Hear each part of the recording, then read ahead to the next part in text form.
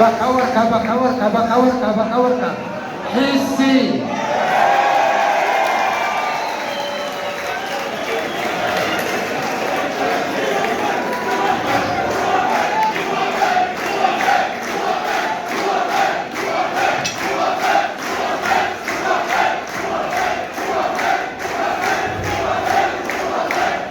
صوتوا عليك لا كيفاش؟ الزملاء اللي صوتوا بعد عليك هذاك الله يرضى عليك تقول شويه. لهم واش الشعور ديالك بهذا الفوزان؟ الشعور ديالي انا جد سعيد. الزميلات والزملاء اللي صوتوا عليا لا يسعني الا اننا نشكرهم ونشكر الفريق اللي كان معايا في الحمله الانتخابيه اللي هما ساندوني من البدايه الى النهايه. يعني هذا الفريق ديالي هذا الفريق ديالي هما اللي تيرجع لهم الفضل في النجاح ديالي، لانه سهروا معايا يعني الليالي وكانوا ضابطين بالحضور في جميع الاجتماعات اللي كنا سنعقدوها من اجل الوصول لهذه الغايه المعينه، فلهم مني جزيل الشكر. الاولويه اللي عند السيد النقيب بحكم التجربه ديالك السابقه؟ الاولويه ديالي هو انه لم الشم، لانه مع كامل الاسف الدار البيضاء وقع واحد النوع من التفرقه. هناك بعض الشوائب يتعين ازالتها، ساعمل على التوحيد. توحيد ثم توحيد. كلنا حزب كلنا حزب كلنا حزب كلنا حزب. الصراحه بالمكاشفه ما بينا الزملاء، وبطبيعه الحال اللي هو يكون يخدم المهنه ويخدم المحامين راه تتكون هو اللي تتعطاه الاولويه. انا بالنسبه لي هذه مده ديال 15 سنه وانا عضو داخل مجلس هيئه المحاماه في الدار البيضاء. كنت عضو ثم عضو ثم نقيب ثم نقيب سابق ثم نقيب سابق، وانتهى نظر الزملاء انني عاود نرجع لقياده السفينه ديال مهنه المحاماه في الدار البيضاء، وانا على مستعد لمواجهه كافه التحديات. سؤالك اليوم النجاح ديالك ديالته يعني تشريف وتكليف بطبيعه الحال الاولويات ديالكم ان شاء الله.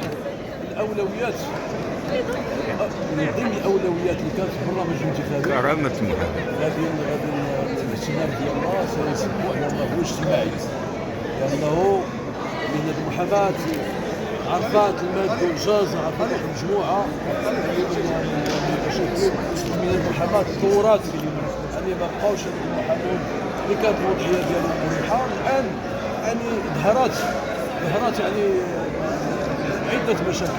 هذا سبب يعني غادي نعملوا انهم يواجهوا هذه المشاكل ويواجهوا التحديات.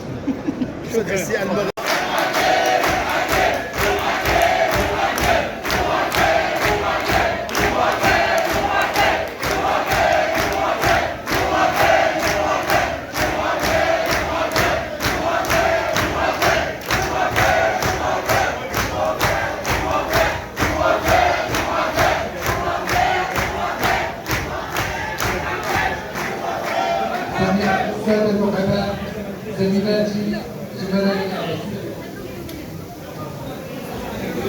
أريد نوجه واحد الكلمة مبسطة. أرجوك انتخابات كتعرف بعض الانطلاقات، غادي نرجعوا للعهد القديم أن ملي كتسالي الانتخابات كنديروا واحد العام كيتجمعوا فيه جميع المحامين ديال الدار البيضاء.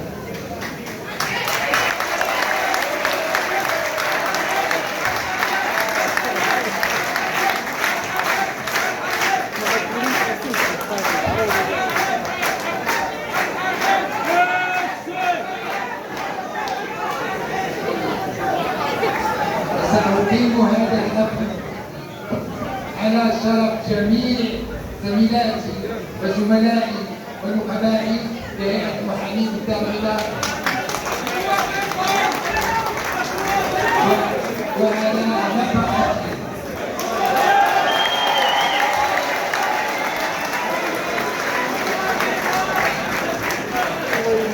وأن يكون هذا الحفل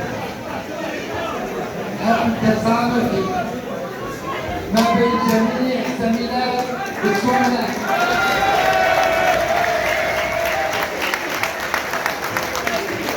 أرجوكم حافظوا على الوحدة. أرجوكم عدم تعليق في الفيسبوك أو في الواتساب أو في مجموعات الحاسة.